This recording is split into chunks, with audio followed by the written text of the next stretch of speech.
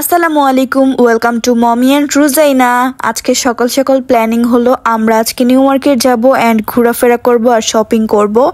So যাওয়ার সময় আমি ব্লগটা স্টার্ট করেছি। সো চলেন ভিডিওটা শুরু করা যাক। নিউ মার্কেট যাওয়ার জন্য আমরা বাসা থেকে বের হয়েছিলাম 12টা কি 1টা বাজে, আর আজকে আমরা 3 জন যাচ্ছিলাম। আজকে আমরা নিউ মার্কেট যাব রিক্সা করে, কজ নিউ মার্কেটের এই রাস্তাগুলো অনেক বেশি সুন্দর, আর রিক্সা করে গেলে হচ্ছে ফিলটা আরো ভালোভাবে নেওয়া যায়। আমি যখনই নিউ মার্কেট যাই না কেন সবসময় ট্রাই করি রিক্সা দিয়ে যাওয়ার। আপনাদের কার কার কাছে নিউ মার্কেটের এরিয়ার রাস্তাগুলো অনেক বেশি ভালো লাগে কমেন্ট করবেন। এই রাস্তাগুলো একটা থেকে আরেকটা বেশি সুন্দর, সো এর জন্য আমি ক্যামেরা বন্দি করে রেখেছি। এখন একটা মিউজিক দিয়েছি, আপনারা মিউজিকের সাথে সাথে এই রাস্তার ভিউগুলো এনজয় করেন।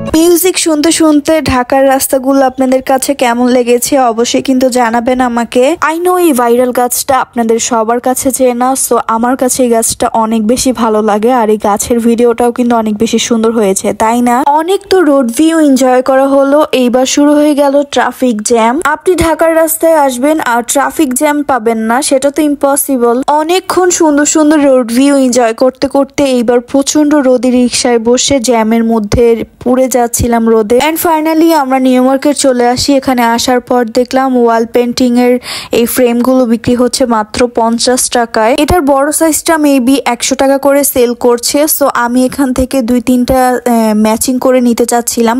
ম্যাচিং বলতে একটু সিমিলার হবে এইরকম। সো এরপর আমি পাচ্ছিলাম না দেখে আবার নিউ মার্কেটের ভিতরে চলে আসলাম। আমার রুজাইনাকে বারবার আমরা 3 জন একটু পরপর কোল চেঞ্জ করে নিচ্ছিলাম, আর রুজাইনা বারবার আমার কোলেই আসতে চাচ্ছিল। মার্কেটের ভিতরে ঢোকার পরপরই রুজাইনার বাবার চোখে পড়লো এই কিউট ছোট্ট ডেনিমটা। ছোট্ট কিউট ডেনিমটা দেখার সাথে সাথে রুজাইনার বাবা রুজাইনার জন্য এই ডেনিমটা নিয়ে নিল। আমার ব্যাকগ্রাউন্ডে প্রচুর সাউন্ড হচ্ছে বাইকের একটু পরপর, মানে ছাপড়িগুলো সন্ধ্যা হলেই বের হয়ে যায় বাইক নিয়ে, তাই প্রচন্ড রাগ লাগতেছে। আর এমনিতে আমার অনেক বেশি ঠান্ডা লাগছে, তাই একটু ভয়েসটা অন্যরকম শোনা যেতে পারে, তবে আমি এখন ভয়েস কভার করতাম না।